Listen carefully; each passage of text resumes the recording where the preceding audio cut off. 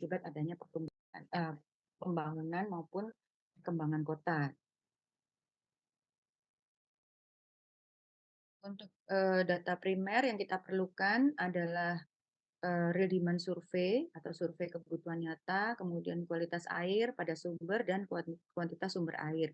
Biasanya kalau kita merancang, satu sistem distribusi, kita sebelumnya selalu ada, kajian mengenai sumber air. Jadi, eee, kita tinggal mengambil data yang didapat dari, kajian sebelumnya mengenai sumber air, baik lokasinya, kemudian kuantitasnya, sebanyak apa gitu, kemudian kualitasnya seperti apa, sehingga nanti kita tinggal, menentukan sumber-sumber terdekat yang memungkinkan yang bisa kita gunakan sebagai alternatif sumber air bersih itu yang mana saja.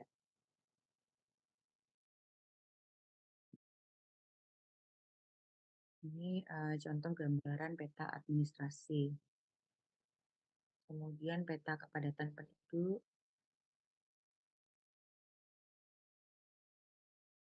peta topografi tentu saja, kemudian jaringan jalan,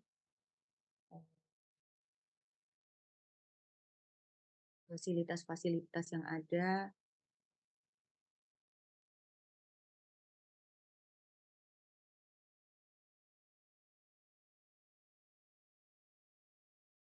kemudian untuk, menentukan daerah pelayanan sendiri, kita harus melihat, jaringan spam yang sudah ada, existing-nya seperti apa, kemudian, kepadatan penduduknya, dan, fasilitas kota yang sudah ada, land use-nya juga, dan perkembangan kota atau rencana pembangunannya seperti apa. Jadi, kembali ke ini kemarin ada yang menanyakan ke saya pada saat, kuliah di kelas yang lain ya, apakah kita harus selalu mengikuti, jaringan jalan gitu? Kalau ternyata, eee, daerah yang akan dilayani itu lebih dekat melalui area yang bukan jaringan jalan, maksudnya tidak ada jalannya, apakah boleh kita, memotong jalan gitu supaya pipanya lebih pendek? Nah, sebetulnya yang harus kita pastikan adalah status, tanah yang akan dilewati. Jadi kalau misalnya, kita mengikuti peta jaringan jalan, tentunya, jaringan jalan itu, lahannya adalah milik pemerintah, sehingga tidak memotong atau tidak menggunakan lahan yang, milik pribadi, gitu ya. Jadi tujuan yang, paling utama sebetulnya itu, kenapa kita menggunakan pada umumnya untuk fasilitas-fasilitas umum kita mengacu pada jaringan jalan. Karena memang, biasanya jaringan jalan itu sudah ada lebih dahulu.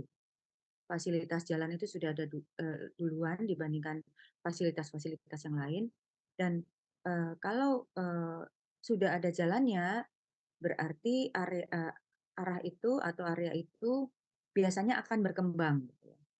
Area itu yang akan dibangun dan, bukan merupakan, lahan milik pribadi sehingga, akan lebih mudah bila kita mengikuti, peta jaringan jalan. Nah, kalau misalnya tadi pertanyaannya kan lebih dekat kalau motong jalan, Bu, bukan, melewati jaringan jalan. Nah, pada umumnya kalau seperti yang saya sampaikan tadi, kalau pembangunan suatu area atau kota itu diawali dengan adanya jaringan transportasi. Nah, jadi artinya kalaupun saat ini, eee, lokasi yang akan dilayani atau blok blok pelayanan yang akan kita tuju lebih dekat kalau tidak melewati jaringan jalan, tapi sebaiknya kita tetap, mengikuti jaringan jalan. Karena apa, nanti perkembangan ke depannya, karena sudah ada jalannya berarti suatu saat nanti itu akan terjadi pembangunan di arah yang sama dengan, jaringan jalan tersebut. Sehingga mau tidak mau pasti harus akan, disediakan, fasilitas air bersih. Jadi pipa utama yang akan mengikuti jalan tersebut, walaupun saat ini mungkin, belum digunakan atau belum arahnya belum melayani blok yang area situ, tapi suatu saat nanti pasti akan, terpakai gitu. Sehingga, sebaiknya kita tetap mengikuti peta jaringan jalan, gitu ya.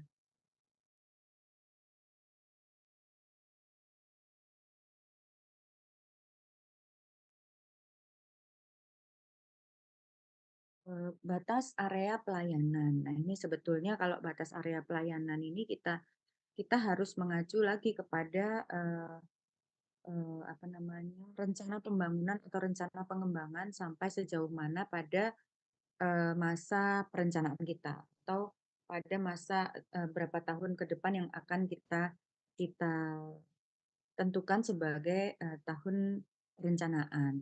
Nah, itu kita harus mengikuti, eee, pembangunannya sampai sejauh mana. Nah, itu, kita bisa mengacu dari situ sebagai batas daerah pelayanan. Dan tentu saja berdasarkan, juga pada real demand survey ya. Jadi memang kalau air bersih, distribusi air bersih kita tidak bisa tidak melakukan real demand survey. Karena apa? Karena bisa jadi, eee, masyarakat yang kita rencanakan atau blok pelayanan yang kita rencanakan, mungkin tidak atau pada saat itu tidak memerlukan air bersih dari PDAM, karena mereka masih punya sumber air bersih yang lain, gitu misalnya ya. Jadi, oleh karena itu kita harus memastikan bahwa, memang masyarakat yang di blok di blok yang kita rencanakan untuk kita layani itu memang membutuhkan air. Jangan sampai kita membangun, jaringan perpipaan atau jaringan distribusi ternyata tidak ada pelanggannya gitu, karena mereka semua masih punya sumber air yang lain, misalnya air tanah. Jadi, memang, real demand survey itu mutlak untuk dilakukan. Untuk, subblayanan atau blok pelayanan ini merupakan bagian dari daerah pelayanan yang, dimaksudkan untuk memudahkan perhitungan kebutuhan air, terutama, bila kondisi daerah yang meliputi antara lain, kondisi fisik wilayah, kemudian kondisi demografi, kondisi sosial, kondisi fasilitas, maupun kondisi lainnya tidak homogen antara satu, lokasi dengan lokasi yang lain.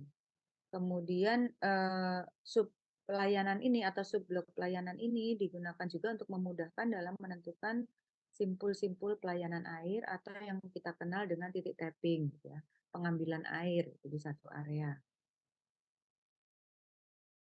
Karena, untuk, titik tapping ini bisa jadi, mmm, debitnya akan berbeda-beda, tapi kita biasanya, eee, membuat sub pelayanan itu dengan perhitungan perkiraan kebutuhan air yang merata gitu. Jadi artinya kalau misalnya kepadatan penduduknya lebih tinggi, maka kita akan membuat suplaian yang lebih kecil dibandingkan dengan daerah yang, kepadatan penduduknya lebih rendah. Sehingga, besaran tapping atau debit tapping yang kita kita tentukan atau kita hitung itu mendekati, sama antara satu suplayanan dengan suplayanan yang lain.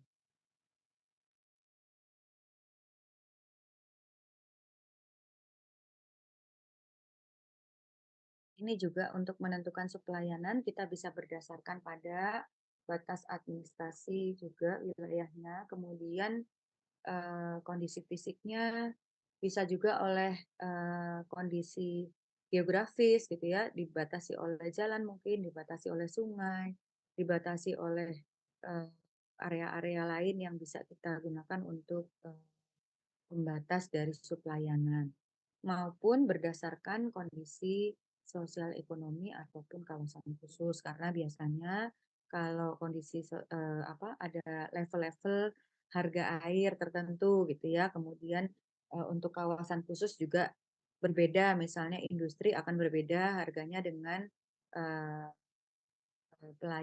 pelanggan rumah tangga.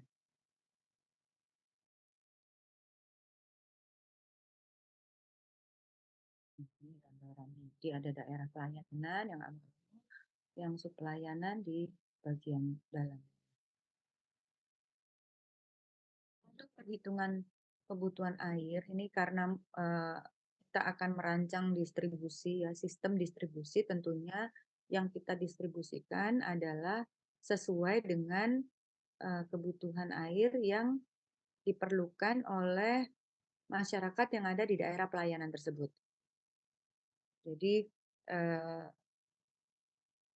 pembagiannya berdasarkan, daerah pelayanan dan juga jumlah penduduk maupun fasilitas-fasilitas yang ada di area pelayanan tersebut.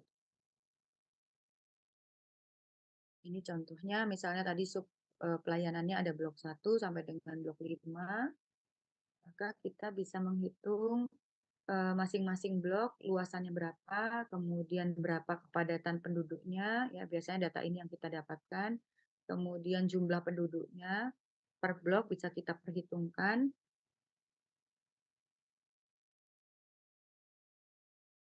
Persentase pelayanan yang akan kita layani gitu ya, ini tergantung juga dari hasil,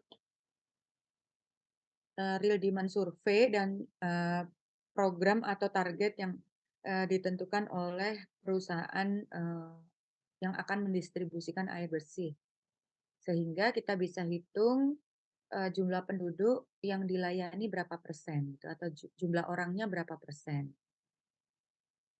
Bentuk pelayanan bisa, sambungan rumah maupun hidran umum. Namun, untuk saat ini prosentase hidran umum juga mulai dikurangi gitu. Jadi sebagian besar, harus sudah punya, harus sudah dilayani oleh air bersih ya. Jadi memang, eee, sedapat mungkin sampai ke rumah pelanggan.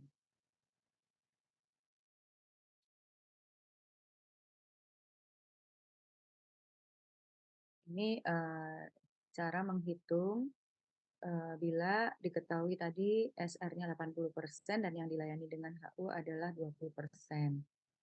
Maka, jumlah SR dan jumlah HU-nya bisa dihitung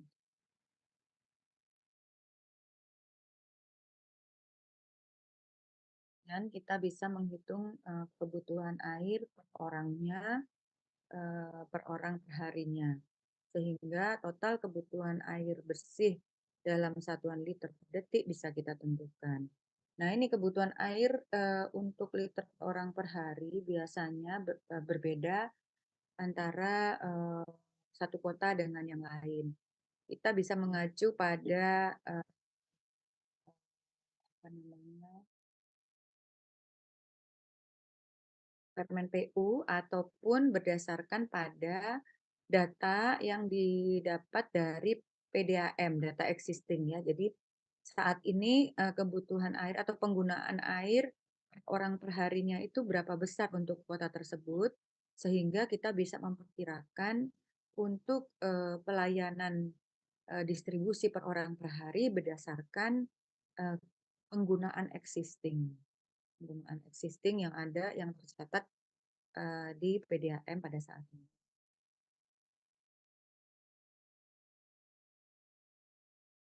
Untuk, kebutuhan air non domestik kita bisa mengidentifikasikan berdasarkan, jenis, eee, aktivitas non domestik yang akan kita layani. Dari situ kita bisa tentukan, misalnya kalau rumah sakit kita lihat dari jumlah bednya, kemudian setiap bednya, membutuhkan air 200 liter per bed per hari, maka, kebutuhan air totalnya bisa kita kita, hitung. Ini juga, berbagai kebutuhan air berdasarkan aktivitas, industri gitu ya, jadi macam-macam industri, bisa kita hitung. Nah, sebetulnya secara literatur kalau kalau ini ya, kalau penentuan kebutuhan air non domestik itu selain kita bisa lihat, misalnya contoh ini masing-masing jenis industri, kemudian masing-masing jenis, aktivitas non domestik, kita juga bisa, eee, menghitung berdasarkan, luasannya ya. Jadi bukan hanya berdasarkan jumlah karyawan, kalau ini kan jumlah karyawan per orang per harinya kita bisa hitung, tapi kita juga bisa hitung berdasarkan luasan areanya. Nah, semua itu bisa kita gunakan data sekunder melalui literatur. Jadi sudah banyak sekali perhitungan-perhitungan atau literatur-literatur yang menyebutkan kebutuhan air berdasarkan aktivitas selain domestik. Ini contoh saja untuk industri coal mining, milk product, brewing, chemical, dan seterusnya.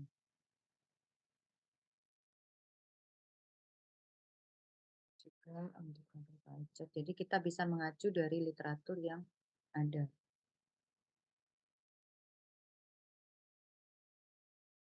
Dari sini kita bisa menghitung total kebutuhan air domestik, non-domestik, kemudian kehilangan airnya berapa, gitu ya, dan kebutuhan air total serta kebutuhan air puncak.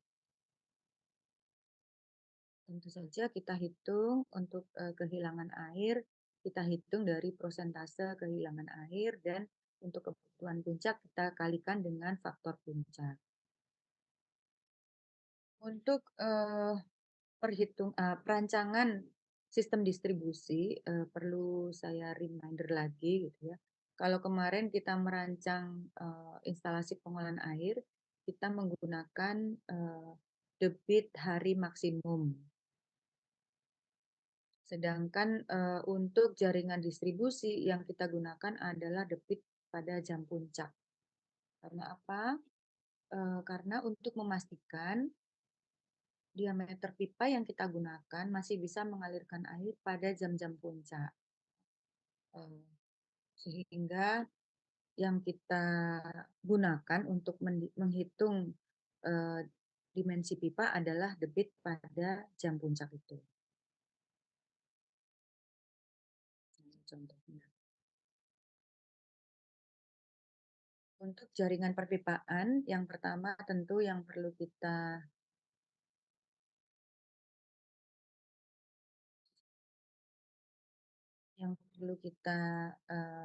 siapkan adalah peta jaringan jalan. Seperti yang saya sampaikan tadi, ini memudahkan kita untuk menggambarkan jaringan perpipaan yang akan kita rancang.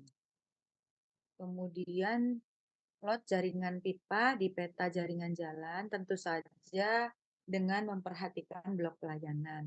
Ini ada yang pernah bertanya ke saya, Bu, sebaiknya menghitung blok pelayanan dulu atau menggambarkan jaringan pipa dulu? Sebetulnya tidak ada keharusan harus membuat peta blok pelayanan lebih dulu, baru kemudian menggambarkan jaringan pipa. Namun, seperti yang sudah saya sampaikan tadi, pada umumnya kalau kita merancang debit tapping, merancang distribusi, maka kita membuat debit tapping yang lebih kurang eh, mendekati sama, gitu ya. Jadi oleh karena itu akan lebih mudah kalau kita membuat blok blok pelayanan lebih dahulu gitu. Karena apa? Karena blok pelayanan tidak harus luasannya sama, ya. Jadi biasanya kita sesuaikan dengan kondisi di area tersebut. Jadi seperti yang saya sampaikan tadi, misalnya untuk area yang eh, kepadatan penduduknya tinggi, maka luasan blok pelayanannya atau blok pelayanan atau sub pelayanannya lebih kecil dibandingkan dengan area yang kepadatan penduduknya lebih rendah, gitu ya. Atau kalau kita hitung debitnya antara blok yang satu dengan yang lain itu hampir sama kebutuhan airnya. Sehingga dari situ baru kita menentukan jaringan perpipaan sesuai dengan blok pelayanan yang kita buat. Kemudian dari plot jaringan perpipaan itu kita tentukan lokasi-lokasi tapping atau pengambilan airnya itu di mana, gitu ya. Jadi setiap pertemuan pipa, setiap titik tapping kita harus beri tanda, beri nomor atau note.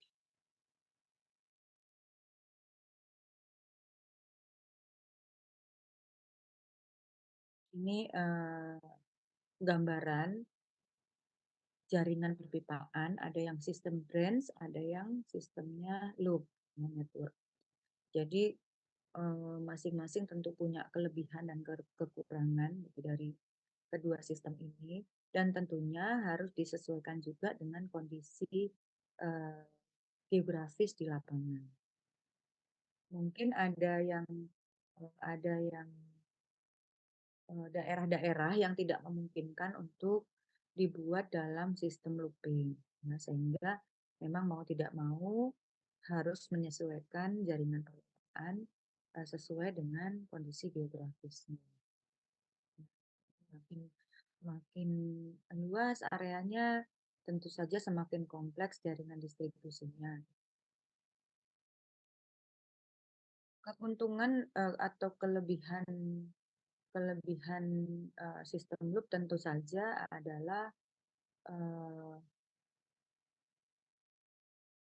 memudahkan ya pada saat jadi memastikan semua orang itu dalam area pelayanan kita tetap mendapatkan air meskipun pada saat maintenance gitu. Tapi tentu saja karena, pipanya harus muter-muter, maka tentunya akan lebih mahal biaya yang kita keluarkan untuk, membuat jaringan distribusi. Nah ini, konfigurasi jaringan pipa untuk yang serial atau branch tentu saja lebih sederhana, investasinya juga lebih murah gitu ya.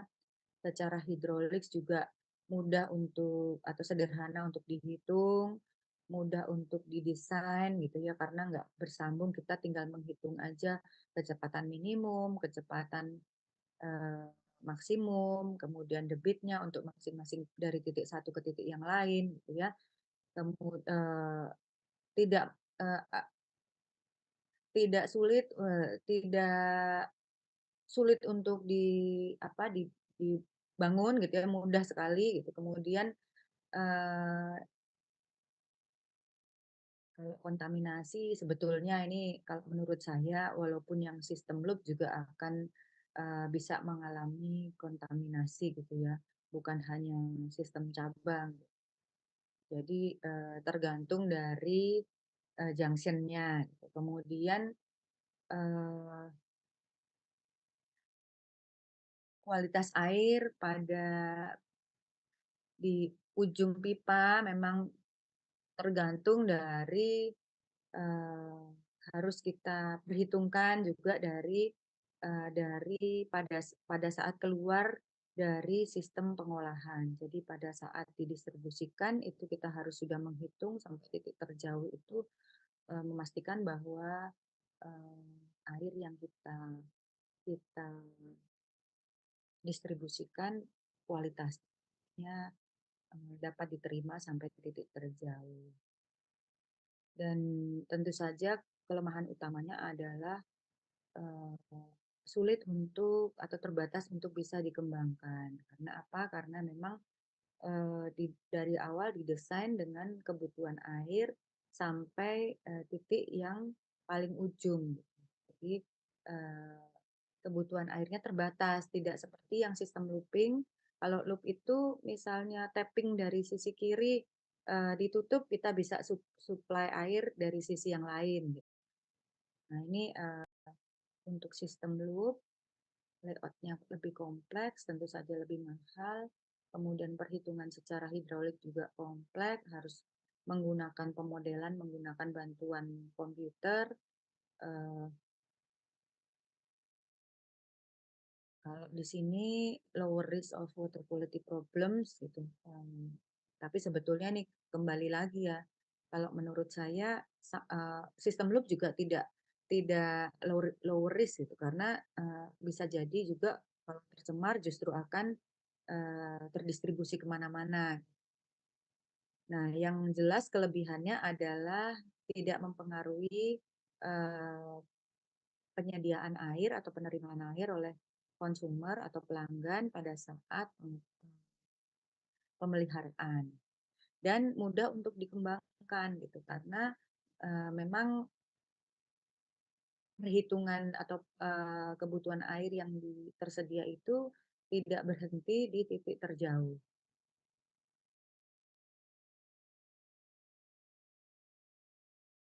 Ini gambaran kalau peta jaringan jalan.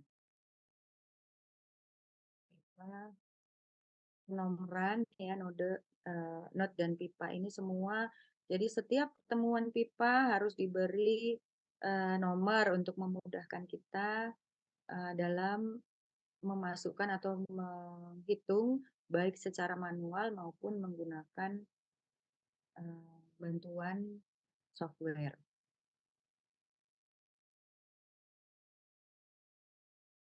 Untuk penomoran tidak ada ketentuan, jadi tergantung kita. Panjang tiap pipa ini dihitung dari jarak antara satu titik ke titik yang lain. Ini biasanya diukur ya. Kalau hanya dari peta, mungkin petanya kurang akurat. Kemudian elevasi juga demikian. Kemudian untuk pengambilan air tiap node atau tapping ini dihitung dari kebutuhan air tiap bloknya. Jadi tapping itu melayani setiap blok pelayanan. Kemudian kita bisa menghitung, mengasumsikan debit yang mengalir pada setiap pipa dari jumlah minimal tapping yang ada. Ini jenis-jenis pipa, ada cast iron seperti ini gambarannya. Kemudian ductile iron ada lapisannya di bagian dalam. Ini untuk yang berdiameter besar.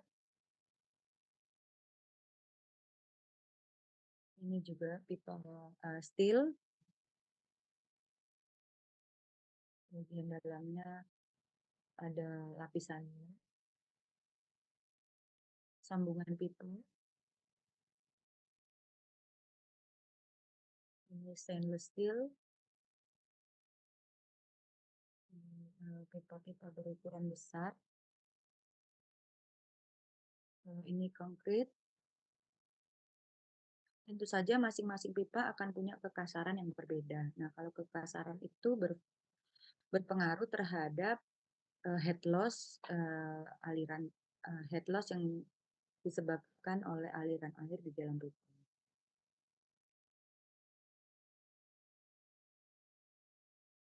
Ini pipa PVC dan PE yang saat ini banyak dipakai ya karena memang kasarannya kecil, ketahanan tinggi, tidak mudah mengalami kebocoran dan sebagainya. Bisa fleksibel juga. Jadi memang saat ini yang banyak dipakai adalah jenis pipa ini.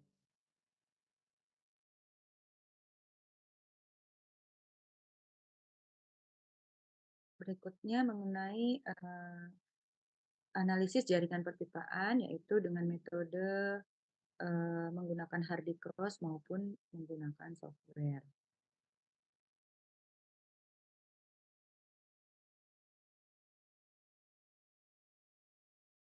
Untuk metode hardy cross ini sejak tahun 1936 ya, sudah lama sekali. Ini disebut juga single path adjustment method. Kemudian kita melakukan iterasi sampai dengan delta H-nya kecil gitu ya, sehingga perbedaannya kecil, dilakukan iterasi terus-menerus. Sebetulnya software-software yang berkembang saat ini juga berdasarkan pada perhitungan manual ini gitu kan. Namun karena semakin luas area yang dilayani, tentu saja akan semakin kompleks kalau kita menghitung secara manual, akan semakin sulit dan semakin besar kemungkinan terjadi kesalahan, sehingga berkembanglah software-software yang membantu untuk melakukan perhitungan secara otomatis. Ini dasar dari perhitungan hardy cross. Jadi yang pertama jumlah yang masuk dengan yang keluar itu adalah sama gitu ya. Flow yang key yang masuk, key in dan key out itu selalu sama. Ya, memang walaupun kita menghitung secara software juga untuk debit distribusi kita hitung berdasarkan kebutuhan air. Artinya, kalau kebutuhan air itu kan sama dengan titik tapping, Q pada tapping. Nah, kalau kita total Q tapping-nya, maka itu adalah air bersih yang harus kita distribusikan atau kebutuhan air yang harus kita distribusikan dalam jaringan perpipaan kita. Ya. Nah, kalau yang kedua, hydraulic head-nya itu sama dengan elevation head ditambah dengan pressure head.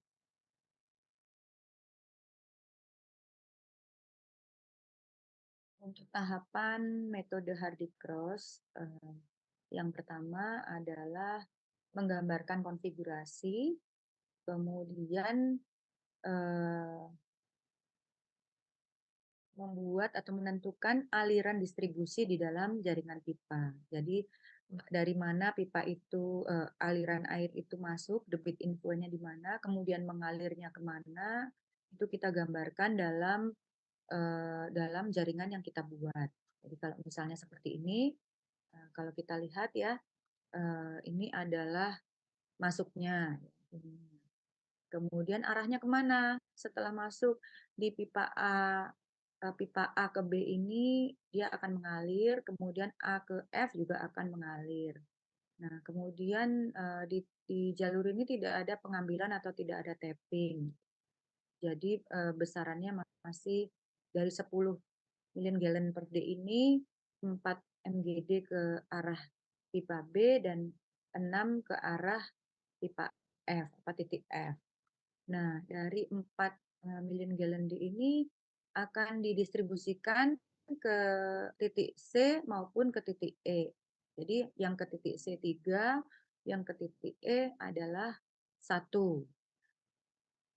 Apakah besarannya ini ada ketentuan? Tidak ada. Kalau misalnya 5 dan 5 boleh enggak, Bu? Boleh ya. Jadi semua ini kita rancang alirannya, kemudian kita rancang arahnya, kita rancang besaran debitnya untuk bisa memenuhi eh, kebutuhan air di setiap titik tapping yang kita tentukan.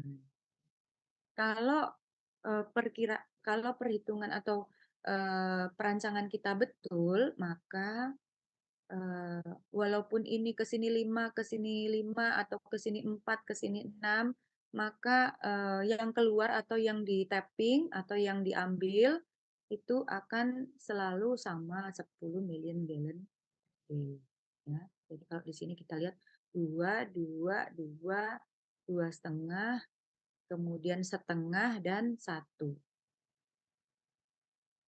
Totalnya adalah 10. Benar nggak ya? 6, 8,5, 9,5, dan setengah. Betul ya.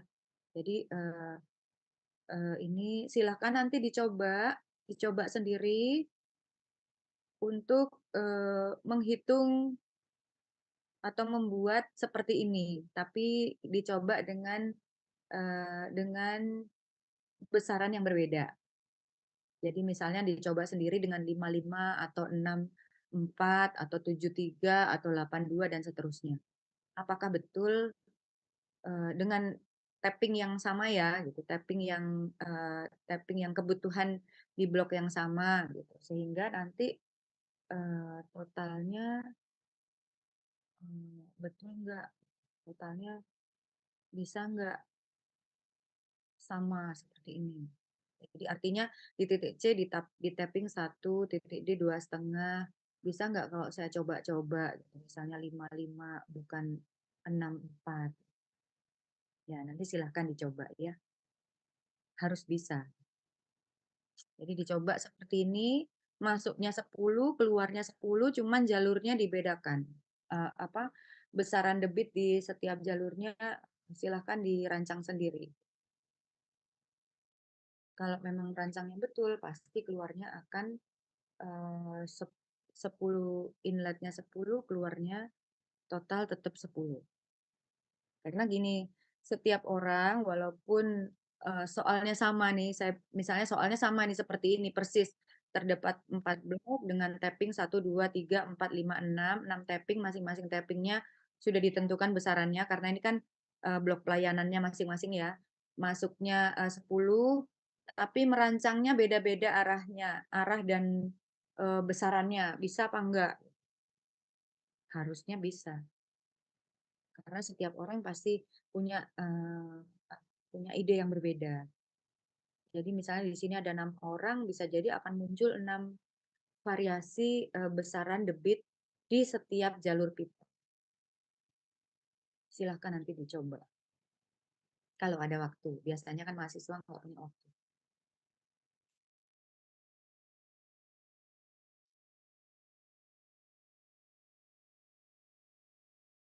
Kemudian hitung head loss dari setiap section pipa. Hitung jumlah atau total jumlah dari head loss dari setiap loop yang ada. Kemudian hitung massa dan energi balance dengan prosedur iteratif dan hitung distribusi tekanan dalam network, kemudian cek kebutuhan tekanan. Ini tadi ya contohnya.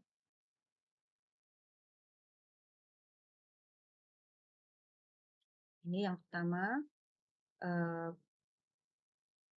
diberi tanda, kemudian inflow dengan outflow harus balance, harus nol. Jadi minus kalau outflow kan min, kalau inflow kan plus. Kemudian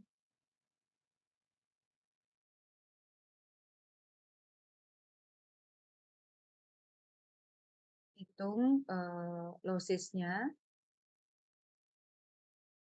dari masing-masing pipa, aliran pipa yang ada.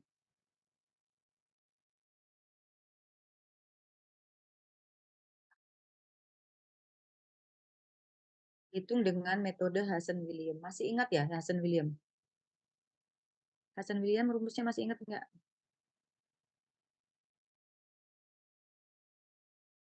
Sepi nih.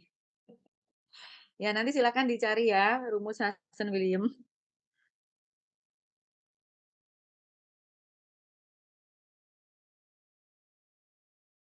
Kemudian nanti ini untuk menghitung head loss ya, menggunakan rumus ini. Ini Hazen-William. Menggunakan Hazen-William dan Darcy-Weisbach equation-nya. Kemudian kita hitung jumlah dari head loss untuk masing-masing loop. Untuk masing-masing loop jumlah head loss-nya berapa.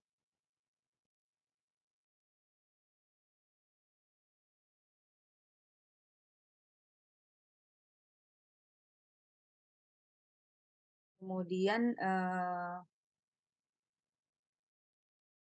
kita atur, kita adjust kembali flow-nya sehingga delta Q dari masing-masing loop itu menjadi balance. Jadi delta Q-nya balance sehingga makin kecil ya kita. Jadi sebetulnya perkiraan awal untuk Q perkiraan awal itu tadi ya masing-masing orang bisa berbeda gitu. Kemudian nanti kita hitung masing-masing apa namanya loop itu punya punya head loss totalnya berapa. Kemudian kita iterasi sampai dengan delta delta apa namanya delta head loss-nya itu delta Q-nya itu eh, paling kecil gitu. Jadi debitnya itu kita kita adjust. Jadi kita lakukan iterasi terus-menerus sampai delta Q-nya itu mengecil. Nah, itu artinya debit yang kita buat, jadi bisa jadi debit yang kita perkirakan pertama itu akan berubah sesuai dengan hasil perhitungan atau iterasi kita. Jadi nanti silakan eh, dicoba secara manual menggunakan metode Hardy Cross ini untuk menghitung menghitung debit yang dikoreksi, gitu. Debit yang dikoreksi.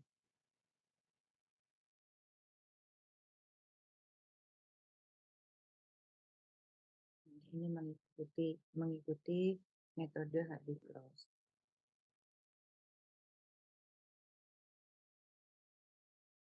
Jadi terus-menerus diulang sampai dengan uh, head loss-nya itu paling kecil berapa.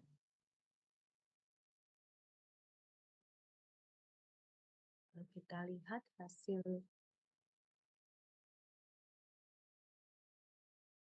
perhitungannya nanti ini akan terkoreksi gitu. Jadi bukan 4, mungkin bisa jadi bukan 4 million gallon D, tapi mungkin 3, sekian gitu karena hasil koreksi dari iterasi yang kita lakukan.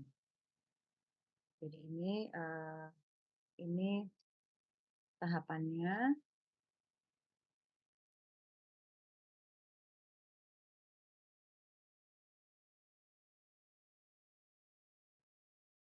Nah, ini ya tahapannya. Maka eh, eh, bila jumlah head loss-nya 0, maka penyelesaiannya sudah benar, sehingga koreksinya adalah delta Q yang kita hitung. Jadi delta Q itu yang kita gunakan untuk koreksi debit yang sudah kita rancang di setiap jalur pipa yang kita buat.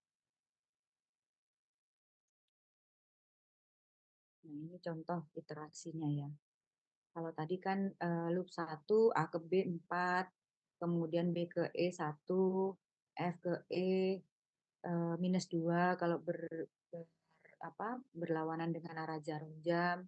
Kemudian kita hitung panjangnya, kita hitung atau perkirakan diameter pipa, kemudian kita masukkan kecepatannya dengan perhitungan Q per A.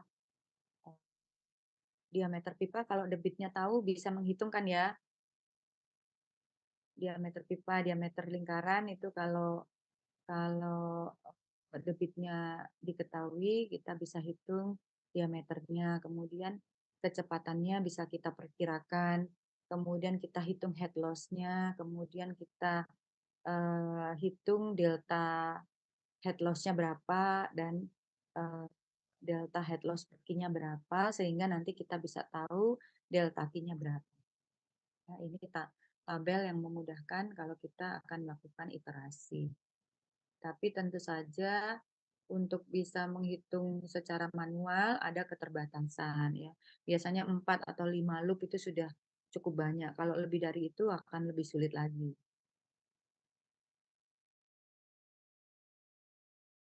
Karena di sini ya kalau kita lihat di loop 1 itu ada pipa jalur F ke E, loop 3 juga ada F ke E, sehingga yang dikoreksi di loop 1 harus dimasukkan ke loop 3. Jadi debit koreksi yang digunakan di loop 3 dan seterusnya. Yang di loop 1 ada jalur pipa loop 2 mungkin ada jalur pipa lain yang sama gitu ya. Misalnya di loop 3 dengan loop 4. Nah, kita harus tahu delta Q-nya berapa sehingga nanti itu yang kita pakai untuk perhitungan loop berikutnya.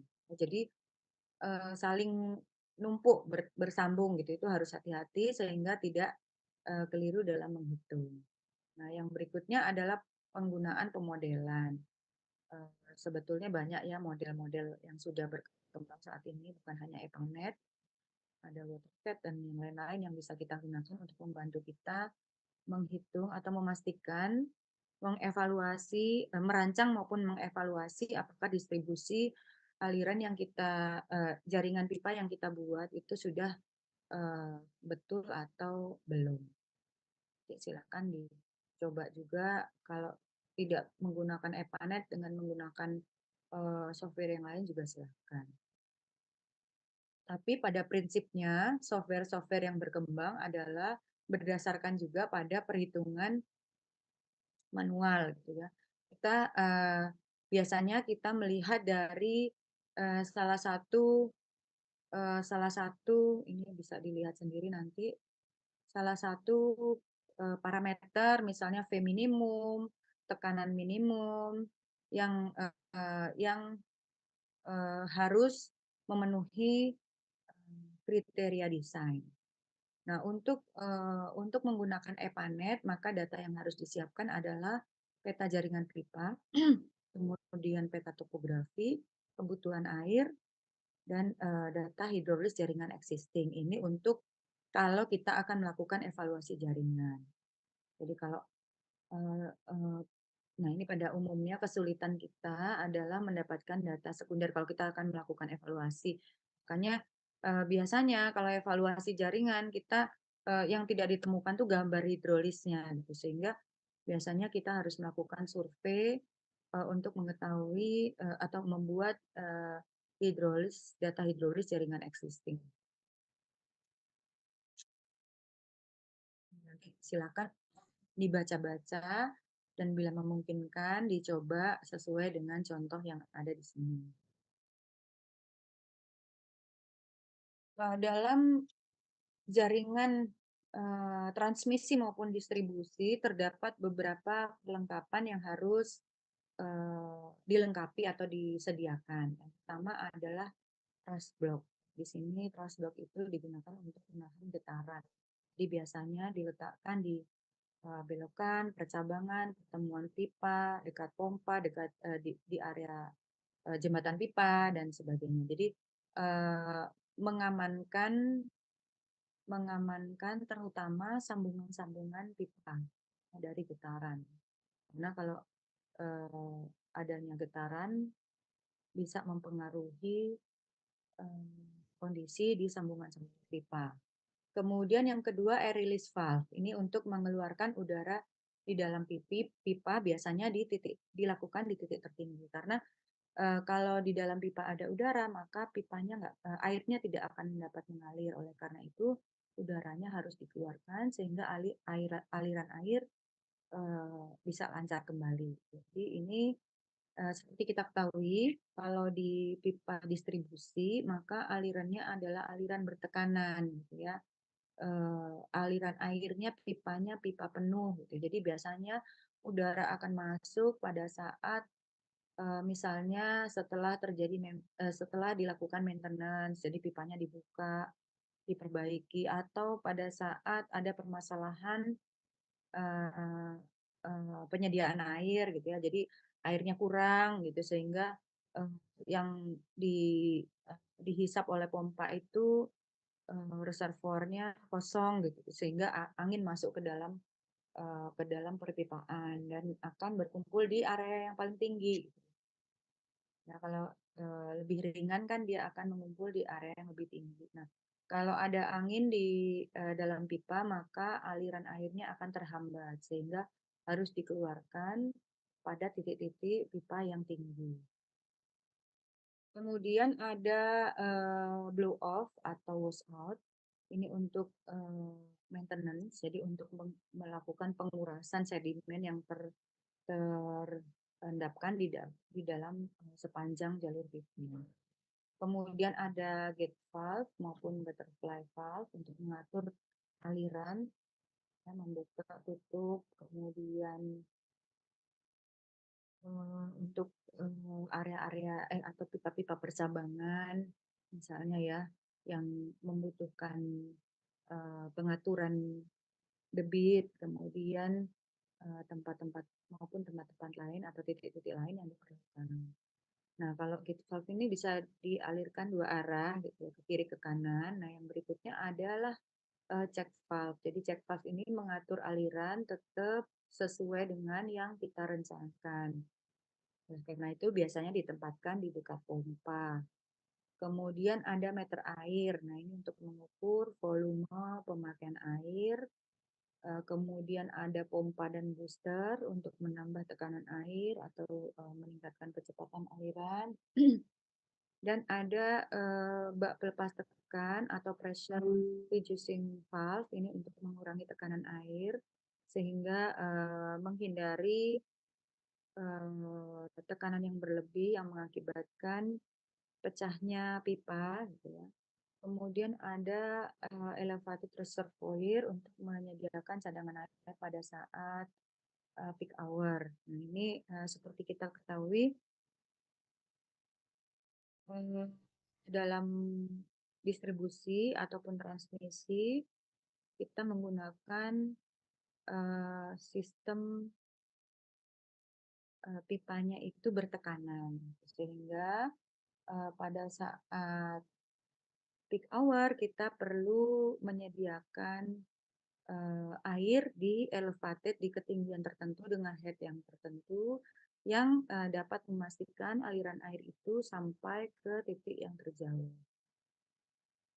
Karena dari distribusi biasanya, pompa distribusi biasanya punya kapasitas yang tetap. Ini contoh thrust block ya, untuk menghindari terjadinya getaran atau menahan pipa akibat adanya getaran. Biasanya getaran tinggi itu ada di tikungan-tikungan, di pertigaan, pertemuan pipa, gitu, sehingga bisa menyebabkan pipanya pada sambungan itu bocor. Ini gate valve ya, mengatur bukaan air ini valve-nya, bukaan air secara manual. Ini gate valve yang bisa membuka menutup, ini gambarannya. Buka. Ini pipanya, lubangnya, kemudian bisa nutup, bisa buka, ini naik turun ya. Mengatur besaran bukaan dan juga arahnya. Jadi kalau arahnya itu berarti ada dua yang bisa nutup dan buka gitu. Sehingga pada saat ditutup arahnya akan berbalik dan pada saat dibuka arahnya akan searah. Nah, ini kalau ini butterfly valve. Ini juga butterfly, lihat bukaannya begini. Muter-muter dia.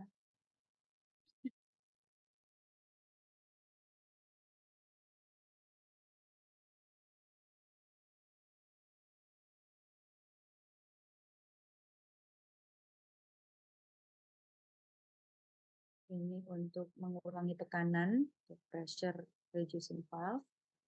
Jadi nanti dibuka sehingga tekanannya berkurang dengan berbagai variasi ukuran atau diameter pipa.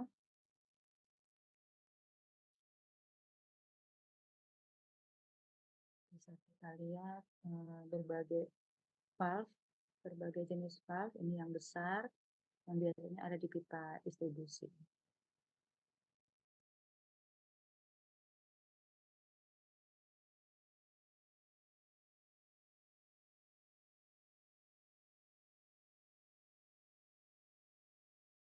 Water meter untuk menghitung atau mengukur aliran besaran aliran air yang mengalir. Kemudian ini untuk remote reading. Jadi bisa dilakukan pembacaan dari kantornya gitu dari jarak jauh. Ini fire hydrant,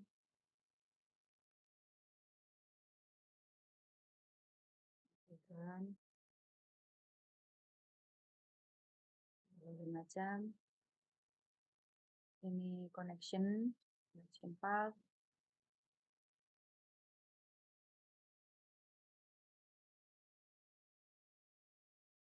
Ini untuk sambungan rumah, yang ini tipikalnya. Jadi sambungan rumah gambarannya seperti ini. Terdiri dari ini. Berbagai aksesorisnya. Ada gate valve, water meter, kemudian stopcock, clamp saddle, dan tentu saja faucet. Gitu ya. Ini gambar desainnya. Ini instalasi untuk di eh, dalam rumah ya, instalasi gambarannya.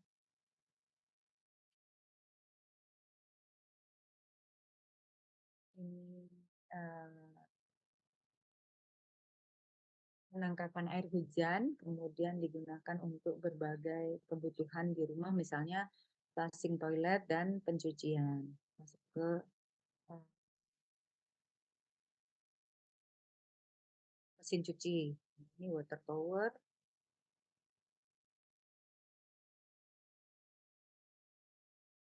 penyimpanan di water tower, kemudian distribusi.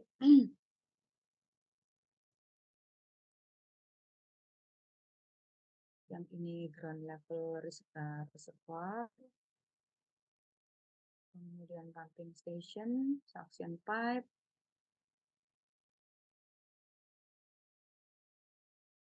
berbagai contoh-contoh pompa, pompa distribusi maupun transmisi, kemudian ini power generatornya untuk memastikan listriknya tetap menyala atau pompanya tetap menyala.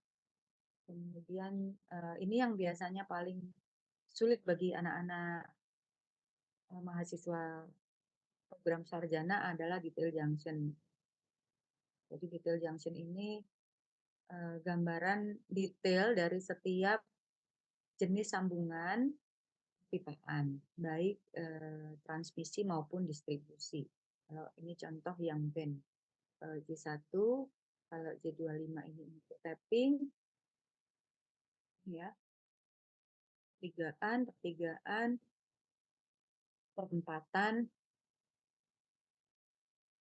lihat gambarannya untuk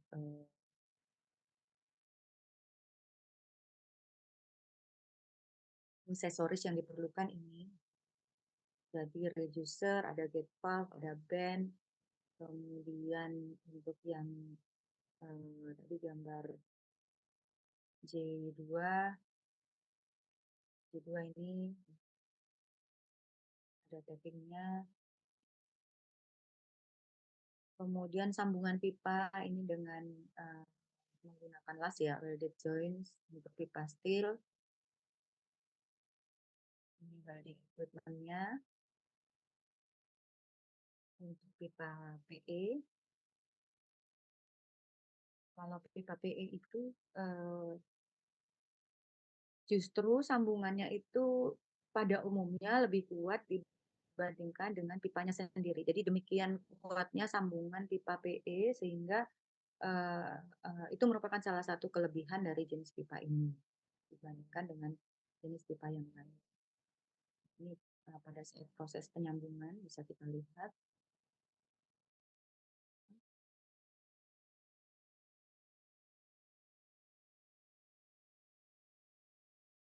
Pemasangan pipa,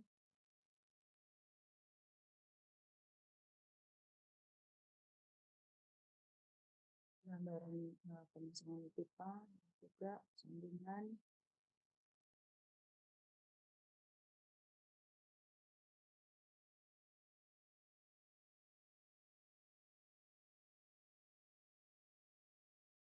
Ini juga sambungan, gambaran ini tukangnya boleh. Proteksi dari sambungan ini seperti ini. Jadi karena pada umumnya di sambungan-sambungan itu adalah rawan gitu ya, rawan kebocoran, maka biasanya diberikan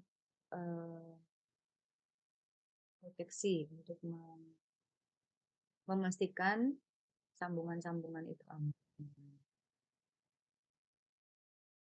Ini material pipa yang berbeda bisa juga disambungkan seperti ini kan. T-nya berbeda dengan material pipanya sendiri. Jadi sambungannya bisa dilakukan walaupun material pipanya berbeda. Nah, ini untuk penanaman pipa secara tipikal adalah seperti ini. Bisa bentuknya seperti ini ya. Eh, Seperti yang kedua untuk tanah stabil, yang ini untuk tanah yang tidak stabil. Jadi urukannya harus lebih besar, lebih banyak. Ini untuk yang pemasangan pipa di bawah jalan, tentu saja ada perkuatan, gitu, perkuatan beton, gitu, sehingga pipanya tidak mengalami tekanan yang besar dari bagian atas. Ini untuk pemasangan pipa secara galian, open trench, dengan digali. Kedalaman galian pada umumnya sampai dengan 7 meter. Kenapa kok 7 meter? Ya disesuaikan dengan panjang tangan dari alat berat yang kita gunakan. Kalau sudah lebih dari itu, biasanya tidak bisa dengan open trench. Ini gambaran kalau kita melakukan pemasangan pipa atau penanaman pipa dengan ekskavasi, kemudian